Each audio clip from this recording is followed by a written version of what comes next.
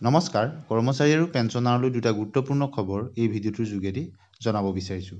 প্ৰথমটি খবৰ, office of the director of secondary education Assam Kahilipara গুৱাহাটীৰ ফালৰ পৰা আহিছে নিযুক্তি সম্পৰ্কত এটা ভাল খবৰ। আপোনালোকে নিশ্চয় দেখিছে ডাইৰেক্টৰ অৱ ছেকেণ্ডেৰী এডুকেশ্যন আছামৰ ফালৰ পৰা এই পত্ৰখন আৰু আহিছে to the inspector of school all সকলো ডিষ্ট্ৰিক্টৰ excluding 6 schedule and BTR district 6 schedule আৰু বিটিআৰক বাদ দি। বিষয়টো হৈছে submission of name of need based school for the posting of graduate teacher mathematics অৰ্থাৎ গ্ৰেজুৱেট টিচাৰ মেথমেটিক্সৰ নিযুক্তিৰ কাৰণে নিড বেছড স্কুলৰ যিখিনি ডাটা সেইখিনি বিচাৰিছে need based school. Sir madam, with reference to the subject cited above, I am to state that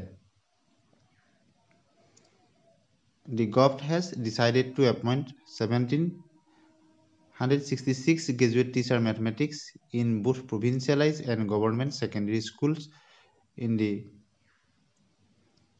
general and area districts. In this regard, districts-wise number of posts to allotted for appointment of graduate teacher mathematics in different provincialized secondary schools is enclosed at Annexure A. সেইটো কাৰণে government আৰু provincialise স্কুলবিলাকৰ পৰা need based স্কুলৰ ডাটাখিনি বিচাৰিছে আৰু তাত এটা ফৰ্মেট আপোনালোকলৈ দি দিছে। আপোনালোকে দেখিছে কি ফৰ্মেটত, এক্সেল ফৰ্মেটত দিব লাগিব।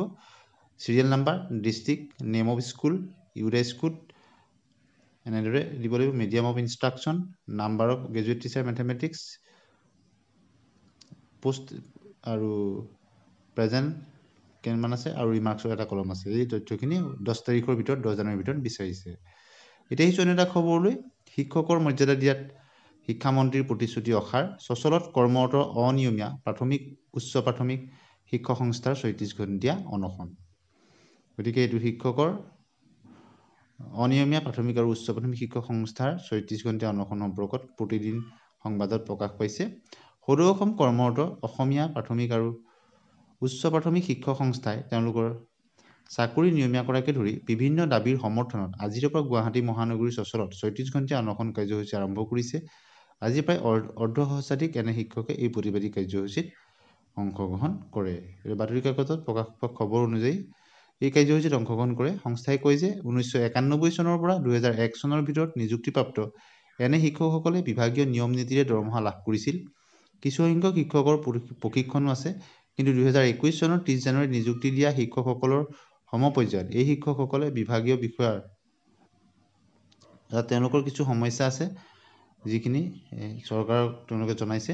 কিছুসংখ্যক শিক্ষকৰ প্ৰশিক্ষণো আছে আৰু 2021 চনৰ 30 জানুৱাৰীত নিযুক্তি দিয়া শিক্ষকসকলৰ সমপৰ্যায়ত এই শিক্ষকসকলে বিভাগীয় বিষয়াৰ ভুলৰ বাবে উক্ত তালিকাৰ পৰা বাদ পৰে।